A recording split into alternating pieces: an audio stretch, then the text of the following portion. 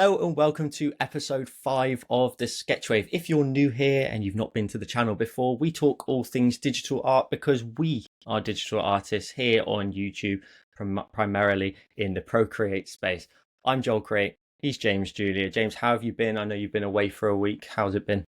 Yeah, just a few days away with the kids in a caravan. So yeah, it was good. Caught a little bit of sun, and yeah, a much needed a bit of a relax, which meant I had to be a bit of ahead of schedule. Actually, film episodes in advance, which I'm not the best at doing. But yeah, I managed to do it a bit better organized than usual, and so yeah, we had a video ready to go, and I was posting it and uploading it while I was away. So yeah, how about The yourself? work never stops. The work never stops. Yeah, no, I'm good. We had an air show down in Torbay where I live, so I was out in the sun. So if you can see this horrific tan line mark that goes all the way around the side, I actually ended up buying some blue light glasses that I thought I would maybe wear just to cover them up, but the reflections is just too much. So yeah, you'll have to excuse me for yet another bad set of tan lines. But we both released, of course, tutorials this week. Like you said, you've been away working on it, which, like I said, the grind never stops while you're away. It just carries on. Still got to get those videos up and out. I posted Indeed. a video this week, which I've sort of alluded to a little bit, like in the previous episodes, that kind of loose painting style and really just like brushstroke after brushstroke after brushstroke and just layering on the color, allowing it all just to run into each other, but also just being bold and sticking bright colors on top of dark. It's just really nice amount of contrast. I'm having so much fun with it. I've got another one coming out this week, which we record this show a week before, so a lot of the stuff we talk about sometimes in regards to our tutorials will probably be a week old. But yeah, no, I'm really enjoying it, and I've got another painting one that comes out next week. So It's really good. yeah. Nice to see the sort of textural stuff. Yeah, it's good. Yeah, it's a brush I actually just sort of put together, and I'm just really enjoying how it doesn't have much drag. We can talk about it probably more in another episode, but it doesn't have too much drag on it where the paint just carries on. You only get a certain amount of distance, and the paint then thins Dries completely. out. So Yeah. it forces me to go dash dash dash rather than kind of smudging it in, kind of more like a soft airbrush, which is like a consistent amount of color. But yeah, so we've got a couple of different topics to talk about in today's episode. One of which is something that we've actually sort of nodded towards a little bit in previous episodes, which I'm glad has actually been sort of discussed a little bit further, and that was by 9 to 5 Mac, who did a video on whether or not they believe that you should get either the 13-inch iPad Air M2 that we spoke about a couple of weeks ago, that from the show itself I said was probably the highlight and the one thing that you could recommend the most to most people. However, we actually also mentioned the same things, that if you compare it to some of the iPad Pros from previous years, there are features that you will get on those Pro models that you won't get on the iPad Air M2 13-inch. So there's a bit of a trade-off there of what's brand new and what are you getting sort of from the brand new latest version. Yes, you're probably going to get more software support because it's the latest version. It's going to be supported for a couple of extra years. Or should you gamble, or whether it's a gamble, I don't really know, or spend some time really breaking down all the extra features that you can get in the Pro models and go for something a couple of years older, and get a different set of features but with a slightly older iPad. James, you actually watched it as well. Was there any sort of takeaways you had from that? Yeah, it was interesting. I do feel a little bit divided on that one, really. I think there's certainly arguments for both sides of it. I think that I do like the idea of being up to date, certainly. I mean, there's a little bit of a psychological barrier between the idea of having a Pro labeled product versus the Air. But actually, the Air is pretty much a repackaged version, really, of the slightly older iPad Pros. But yeah, there are some differences, and I'm still at a place where I'm undecided where exactly I would fall in recommendations to people. I think it kind of depends what you want, really, and there's different things we could look at in terms of that, I guess. Yeah, one of which is the ProMotion screen. That 120 hertz rapid refresh rate that when you're drawing, you will potentially see a difference between the two models. If you put them side by side, you will see it. Exactly. The screen refresh rate, how quickly the screen refreshes to catch up with your brush strokes. So I urge everybody, we won't go into too much more detail on it, but I urge everybody to check the link in the description down below. 9 to 5 Mac, we'll put that there for you, and hopefully that can just help you make a better purchase decision for you and your specific needs. That's the one thing to always remember, is what are you going to use it for, and then tailor your purchase around that. Have you reached a decision on that? What would you recommend? If it was somebody in the Procreate space and they love drawing the most, I would go for an older iPad Pro. For me, I think, again, I can speak from experience that my iPad Pro from 2018, it's not even an M series chip. And a friend of mine listened to the show, so I'm going to try and avoid saying the word buttery, because he told me I said it multiple times. But it is buttery smooth, and I will die on that hill. It is, for me, I would get an older iPad Pro with the ProMotion screen, that rapid refresh rate. If you can get the larger size as well, I don't, and this is where like model versus model all the time, you can work out the differences. But I also don't know whether some of the older Pros either have the equivalent RAM or more RAM compared to the iPad Air. So there's so many sort of things to like take into consideration. But again, for people in our space and our typical user base, I'm going to say iPad Pro from a previous year, if you can stretch that with your budget. Unless you want the Apple Pencil Pro, and I guess that's the sticking James, point, isn't it? James, don't do it. Come on. No, it's very true. Please do your research about which iPad you're buying, and then which pencil is going to work for yours. I even saw earlier that the iPad Air does work with the Apple Pencil Pro, but it also works with the USB-C version.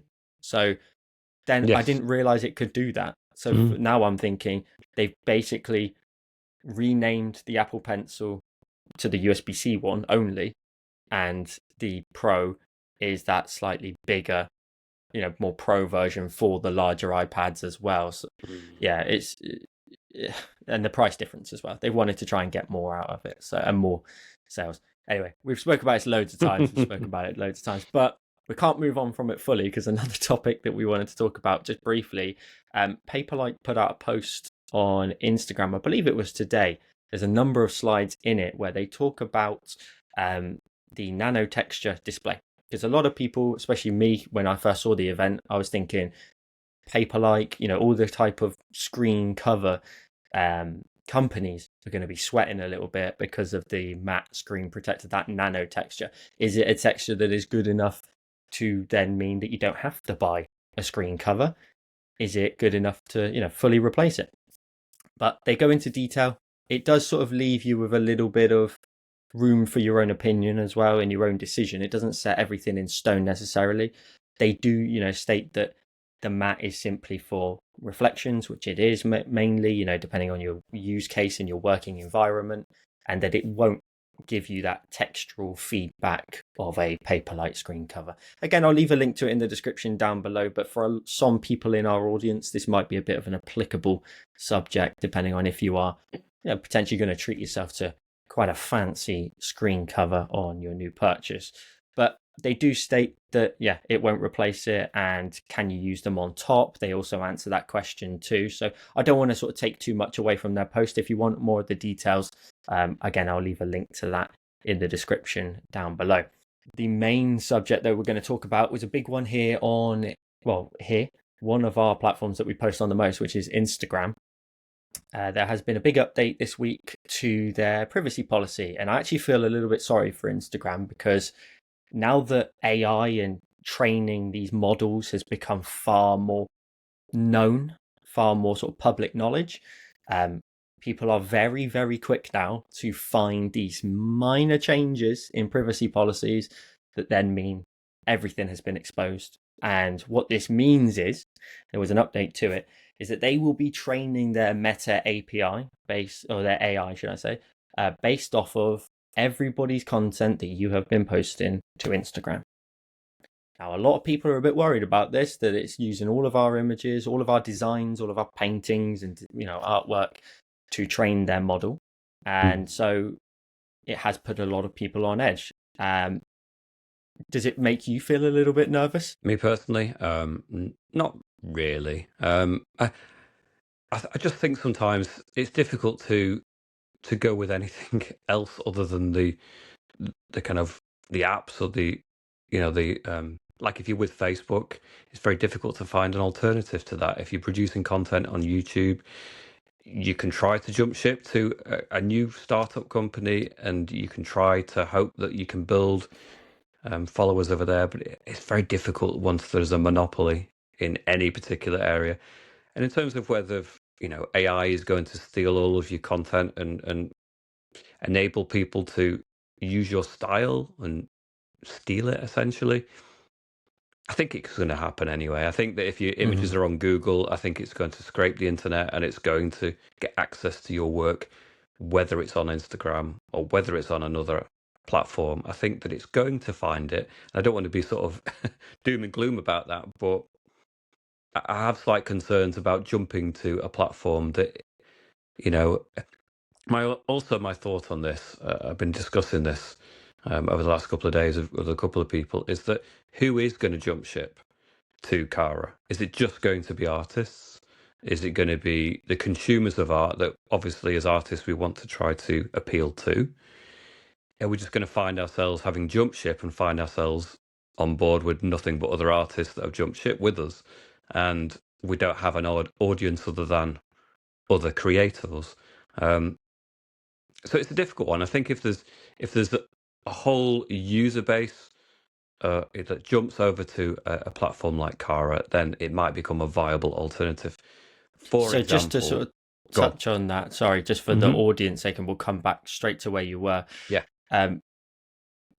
That there has been a huge migration this week since that privacy policy update has come out. Artists from every sector of art that you can think of have been moving and jumping ship and leaving Instagram.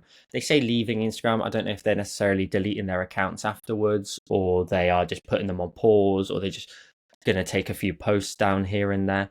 But they have all moved to Cara. There has been a massive migration of people doing it. I've even claimed my username just in case it is there. But as you're saying, and I want to come straight back to what you were saying, if the general public doesn't come, then it's just me, you, and every other creator all sharing our work to each other without an audience, which doesn't really work for us. It's difficult. Like you say, if the general user finds enough of a reason to jump ship, then it benefits everyone. But if it's just a particular slice of the users that jump ship, then it has less of a reason to.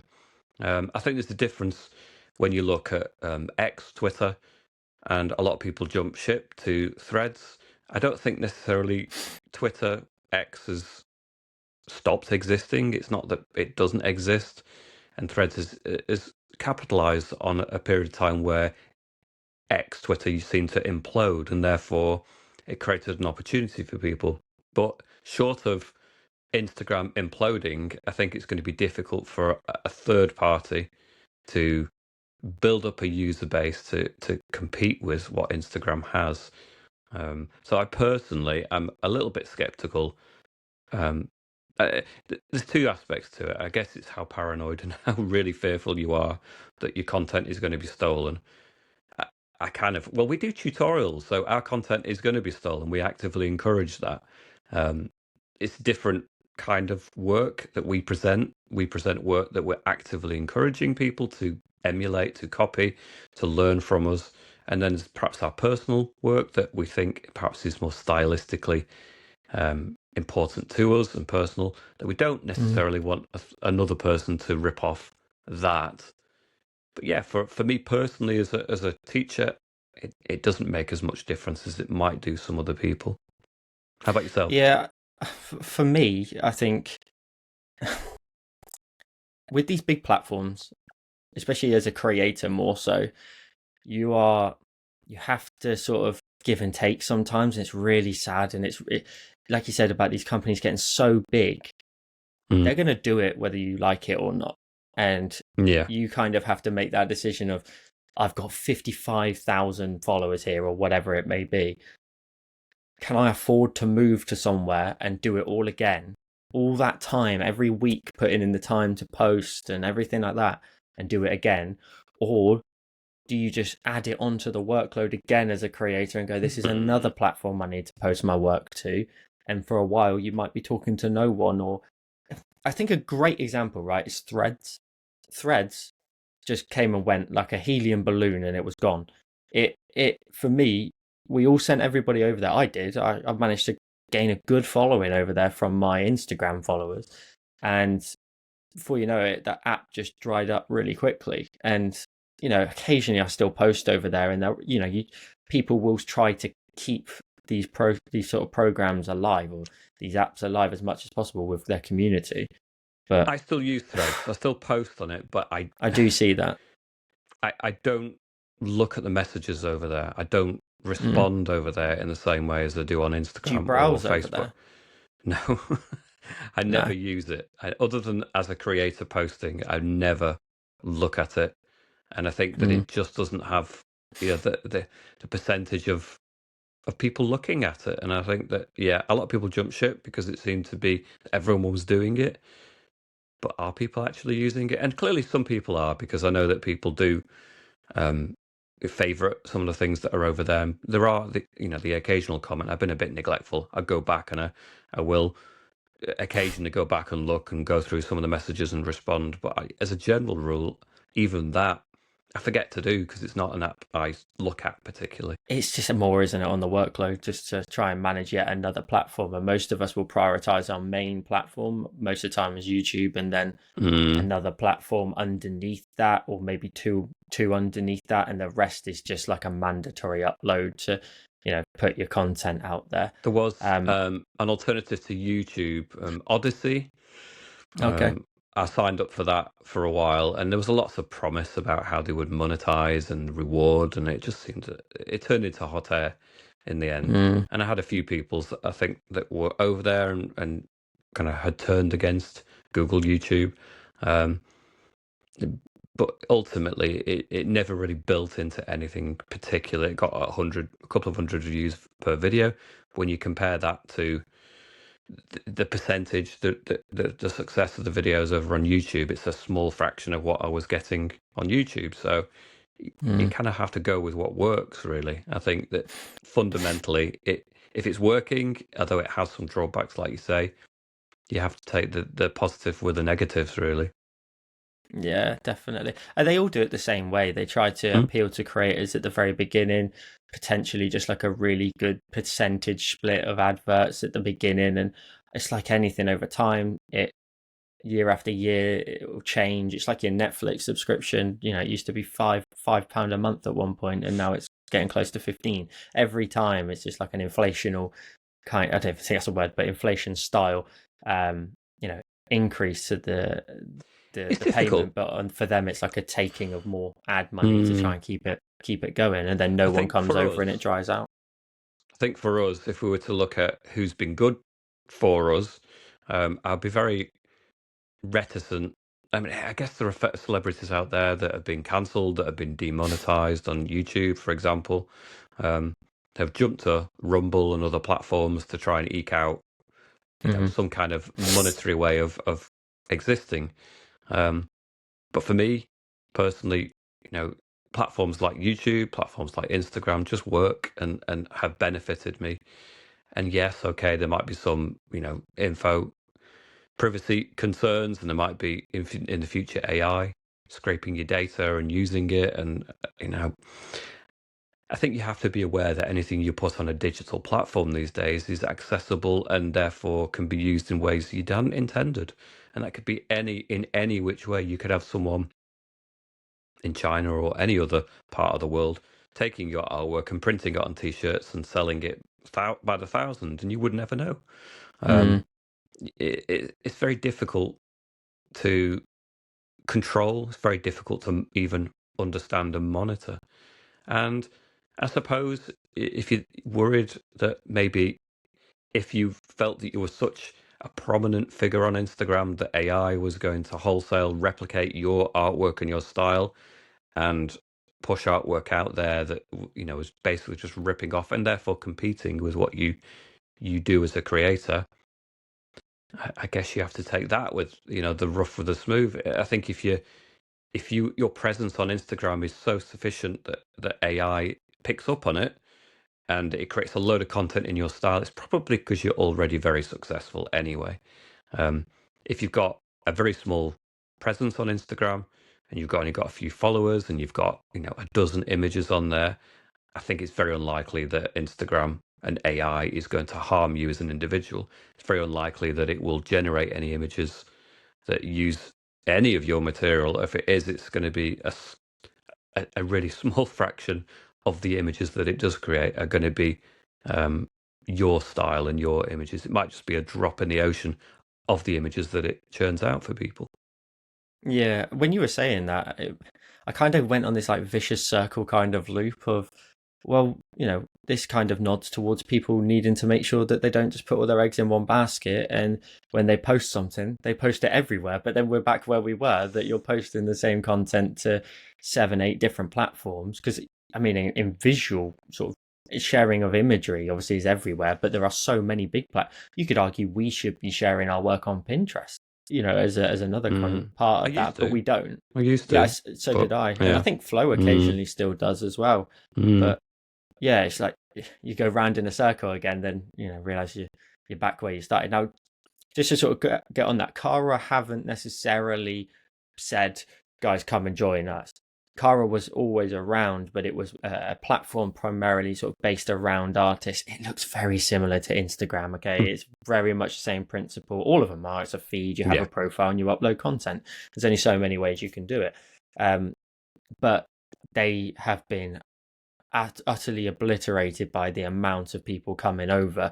Servers have been just exhausted, and the demand of people coming over has been huge. And again, all I have seen this week is screenshots of people being like, I'm joining Cara, come find me on Cara, here's my Cara, and over and over and over again. So I don't know if it's just this week's news and then it changes by next week and it's gone and we're back where we were posting our content anyway. I think the other thing to remember is all of these previous AI models have already been trained on everything out there on the internet. I heard somewhere in a podcast, I think it was The Waveform by MKBHD, saying about how they had to actually create more content to train these AI models to give them more to learn from, because they've already scraped the internet, which is just a crazy sort of idea. So yeah, it's probably already been done. There is a website that you can go and you can see whether your data has been used in some way. I forget exactly how it works now. I think you put in your name or something that's associated with yourself, and it will give you results of the kind of images and the information that's been scraped. I did that for myself, as you do, in a vanity search. But and it wasn't much actually. There was some really old. I say really old. There were some studies of skeletons that I'd done years ago that must have been on. They would get a few platforms, I guess. I guess Pinterest was one of them.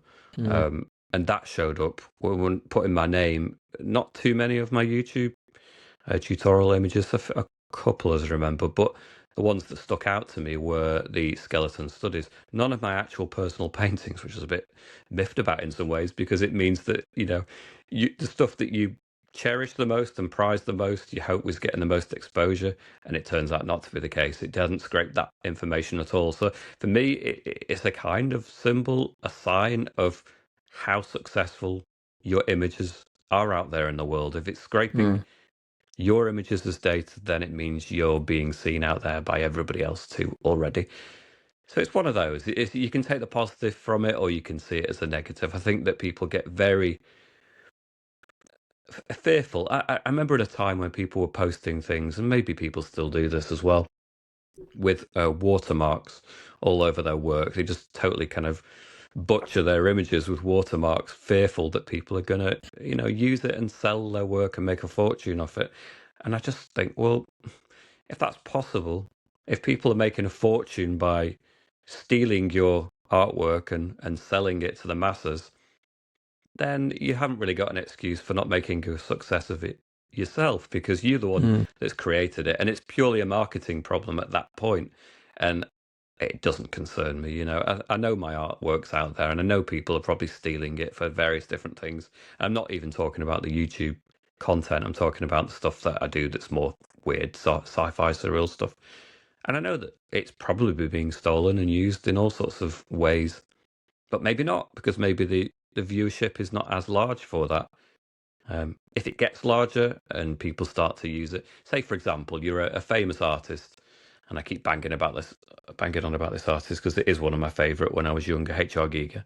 I know that is an artist that has been ripped off all over the world by thousands of artists and people, just stealing that image and using it in just so many different ways. But then I don't imagine he really cared in his lifetime, because he was an extremely famous and wealthy artist off the back of his work. So is he going to worry about people copying it and using it? I don't think so. And I think you have to get things in perspective a little bit. I think that, yeah, it could be a concern if you're really apocalyptic about the risk of AI. Well, there's not a lot we can do about that anyway, probably, is there? I'm not sure switching to Cara is going to be the answer for humanity's sake. I don't know. No, that's very true. I'm sure Cara would like us to believe that, but yeah, I think also, like, we're very lucky that we see the reward of our work in terms of whatever, whether it's monetary or subscribers or whatever it may be. I think a lot of people, if they were to see their image just been kind of stolen and taken somewhere, but they are not sort of they don't get any reward off of that, it's almost like that immediate, like, well, what do you mean you've stolen and you've sold 10 t-shirts or something like that? It's that kind of, it's almost like you missed the moment kind of thing of being able to say, I could have been selling these, or like, what do you mean? It's that initial panic of like, what do you mean I could be doing this at the same time of, like, you've stolen the actual image itself. There is a way, by the way, if you live in the EU, there is a way that you can actually opt out of this. Again, I'll leave a link to a TikTok from a creator called Adam and Steph on TikTok, and he actually explains the process. Now, again, if you live in the EU, you can do this because we have certain rules about data regulations and stuff like that. If you live in America, sadly, you have no choice. It is part of your experience of Instagram. I'm sorry, but it's going to be happening whether you like it or not. So unless you're going to jump ship to Cara, then it's too late. It's too late. But I don't want to end today's sort of show on a bit of a kind of negative point on this kind of thing, because there's so many apps out there that are very good and they don't have this large corporation style movement. They're still like those kind of very user friendly apps and are very fun still, and they not got a massive agenda to get first in the AI race. And one of which I've come across, which by the time you're watching this, the video is already out. It's only a short video, but on an app called Dudel Draw. It's Dudel Draw. A very simple app. I've previously created a video on an app called Sketch a Day, where every day there's like a new prompt that will come in, and then you can draw in that whether it be traditional or digital, and you can put it into the feed of all of them on that app, and you get likes and comments, etc. But it's really good for like a daily prompt. This one is very much like my doodle challenge on Discord, where every day there's a new shape, and it's like a bright shape, and the app is so cool. You just open it up, you can flip it, you can rotate it, and that's about it. There's no pinch to zoom, there's no nothing, and you can then draw, and the only tool is a black brush. You can change the scale up and down with. You can undo, redo still. And all you can do is draw on top of the shape and draw what you see when you see the shape. I'll leave a link to it in the description down below, as well as a link to the video if you're interested in taking a look at it. But it's a very fun app, and something that will probably give you something to do every 5 minutes every day. We've said loads of times, haven't we, about sort of consistency of drawing. Yeah, definitely. Things like that. So if you haven't got any ideas that you can necessarily draw, then potentially this will just give you something to do that is based on drawing. If you go check out their Instagram as well, they actually post like the daily doodle shape with all of a few different sort of variations of people's submissions. And they're really interesting about how many people use like negative space to create all these types of objects and whatnot in the designs. It's really, really cool, and I urge people to go take a look at that. I think that's important, actually, just not to linger on the point too long, but I think just having to make something out of just a random shape is quite good as a reminder that actually it doesn't matter what you start with. You can just start with a blank page and just do a squiggle yourself and just get started. And I think that regular practice of turning something or almost nothing into something is a really good regular thing to do. That kind of idea very quickly reminded me of the old days of getting paint up on your computer and just doing all the lines, covering the entirety of the screen, and just getting the fill brush and just filling in certain bits, and maybe you make a dinosaur. It just the way you fill the shapes in is like the one with the long neck. I'll forget its name, but something like that, and you just very quickly create these kind of shapes that just make something definitely. That you want to then detail maybe a little bit more. It's just good fun, and that's the main thing we always need to remember is, yes, there's going to be these AI things that happen or things that we deem negative in all of these spaces, but there's still so much that's good, and there's still so much that we can do to enjoy ourselves and not worry too much about this. Ultimately it's tech, isn't it, and the internet and the way it's going. If you kind of dumb it down a little bit and bring it back and just have fun drawing and creating, that's the most important thing. It's good for your mind more than anything. So guys, we hope you enjoyed another episode of the Sketchwave. Let us know in the comments down below what you thought of the episodes. We have been looking at every single comment, responding to every single one, so we will keep that up as much as possible. So we want all your comments. Let us know what you thought of the show. Definitely. And again, if you have any type of topic that you would like us to cover, there is a form in the description down below where you can submit a question and we can then cover it on the show. James, thank you as always for a great conversation. We'll be back, of course, next week. In the meantime, if you want to follow us on our socials, make sure you subscribe to the channel as well. And we'll see you next week. Bye for now.